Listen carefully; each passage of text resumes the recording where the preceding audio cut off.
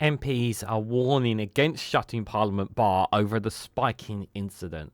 We're going to read into this more from the iPaper, you guys. Let's go.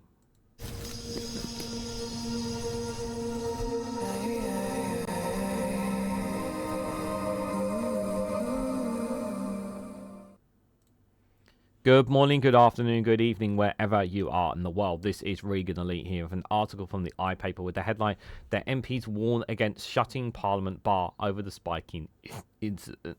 Parliamentarians and staffers have raised concerns that shutting the bar will not stop someone crossing the road to one of many pubs around Westminster. Guys, while you're here, make sure you hit the like button and share it across social media so others are notified of this video.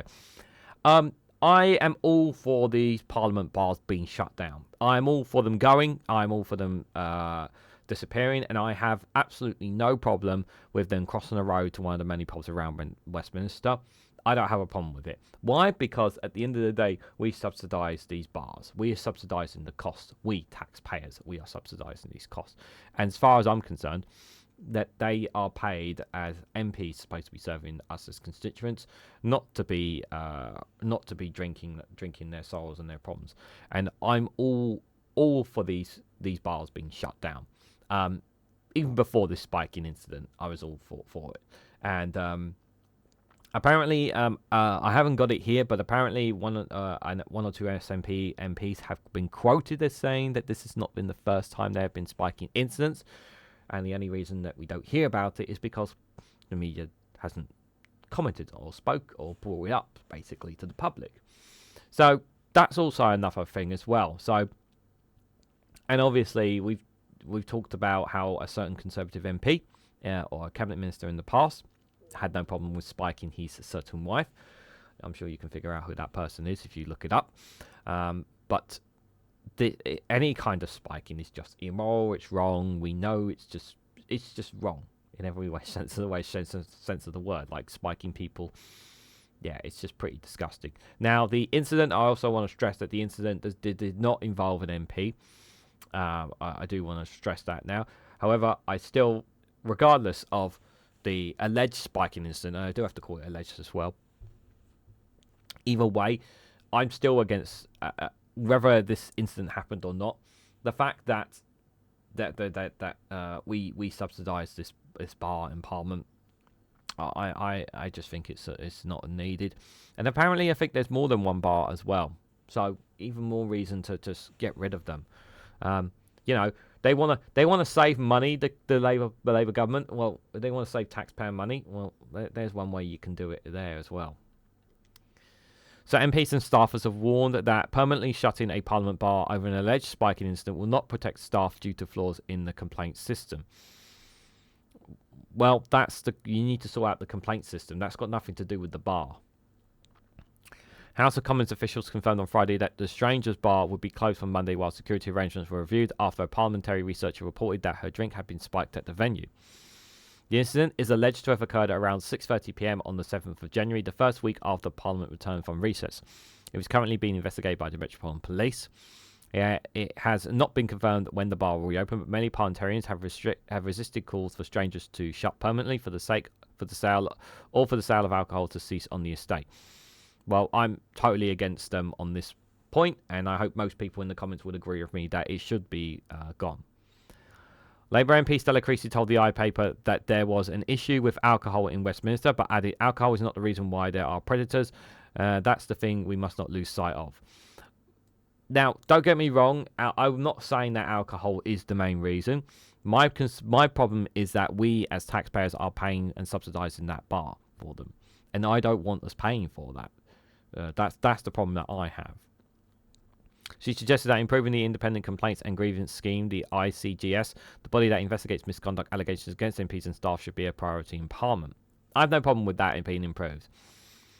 Creasy warned that there was currently little confidence in the process and argued that Parliament had yet to enact recommendations to improve the ICGS put forward in a report by Paul Kellington last year. Now, was that before or after a change in government there? I wonder.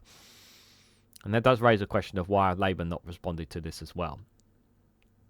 The review recommended that any complaints about MPs going through the scheme rather than through the political party, and called for the government of the scheme to be overhauled to ensure complaints were dealt with quickly. Political parties should have accepted the Kerrigan review over a year ago. He should not be subject to the long grass within the modernisation committee process, Creasy has added. A cross-party modernisation committee formed by the government is currently examining proposals to improve standards and working practices in government. Yep. Several Labour MPs have written to the committee suggesting that alcohol sales be limited on the Parliament estate during working hours to make it a healthier workplace. Well, it's a step in the right direction. I will give it that, at least. It is a step in the right direction, I will say, on that. You know, limiting alcohol. It's a step in the right direction, but it's still it's not enough for me. But one Labour staffer who had previously submitted a complaint about an MP which involved alcohol told the iPaper that limiting alcohol in Parliament would not stop concerning behaviour. This conversation comes up every time something happens in Parliament, but shutting the bar won't stop someone crossing the road to one of many pubs around Westminster, they said. I don't care if they cross the road to go to the pub. That's their choice. I honestly don't have a problem with that. I really, really don't.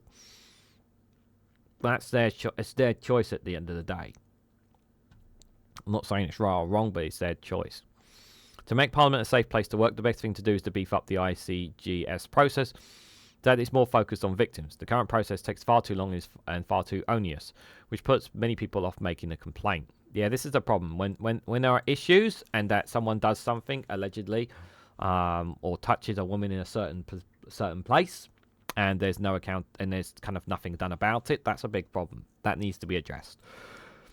The fact that people are put off making a complaint, that's really bad.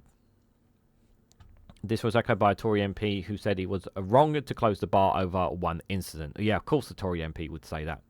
It's not the bar that causes the problem, it's the person coming into the bar. The solution is to catch that person, they said. Yeah, of course it is. It's always the person. It's always the person, not it's not the bar. The bar is innocent, obviously. It's always innocent. A Labour MP who does not drink but has taken guests into the bar said he was grateful that there was a place on site to take them for that purpose, adding, obviously, the spike in incident is shocking and shows that there is still work to do on values and standards. I'm not sure closing the bar wouldn't just shift some behaviours on the road. However, the branch of GMB union that represents MP staff told the BBC that the closure was very encouraging. The housing authorities have a duty of care for the whole parliamentary community, but this is especially important for MP staff, given the vulnerabilities we face with power dynamics, GMB branch chairwoman Jenny Simmonds has said. GMB will be following this review and outcome closely. House of Commons spokesperson says Strangers Bar will close from Monday, the 20th of January, while security and safety arrangements are reviewed. The safety of everyone on the estate remains a key priority for both houses. And that is absolutely 100% true. But my position is that I want it gone. I want it gone. I don't want it coming back. And this premise of, they're going to go somewhere else. Well, I don't care. My responses to that is I don't care. I really don't care. They don't need the bar. It's not necessary. They really do not need this. As for them having alcohol on them, the idea of them having it out of hours on the premise, I don't have a problem with that. They're adults. They are adults. They're not children. Let's be clear about that. But I don't have a problem with that. I might be questionable about them having alcohol while they're on duty. But again, we have to think of them. They're supposed to be adults representing our constituencies. But I know a lot of us don't think of them as respectable, reasonable politicians. A lot of them are a bit brain dead, shall we say? And some of us here we consider ourselves, some of us, a lot smarter than politicians. That's for sure. On some of the decisions makings that they make. But there are fundamental changes that need to be made, and I hope that the bar does not reopen. I imagine that they will quietly reopen it, and it will just be carry on as usual. That is what I expect, unfortunately. I'd like to hope differently, but if I do find out that it's been reopened, obviously I'll let people know. But as of right now, I've not been told. I've not read it anywhere, but if you do, please let me know about it. But yeah, I personally want it gone, just for the sake of taxpayer money. But yes, of course, the victims and anyone who's alleged incidents, obviously, that needs to be improved thoroughly, because they're the ones who are suffering as a result of this as well. So what do you guys think? What do you guys make about the bar itself? Do you think Parliament's bar should be shut? What do you make about the alleged spiking incident as well? there's been reports that there have been other incidences around the bar as well. But some people have said that it's a nice saving grace for them. How do you feel about alcohol on the premise as well? Let me know your thoughts on all this and more down in the comments section below.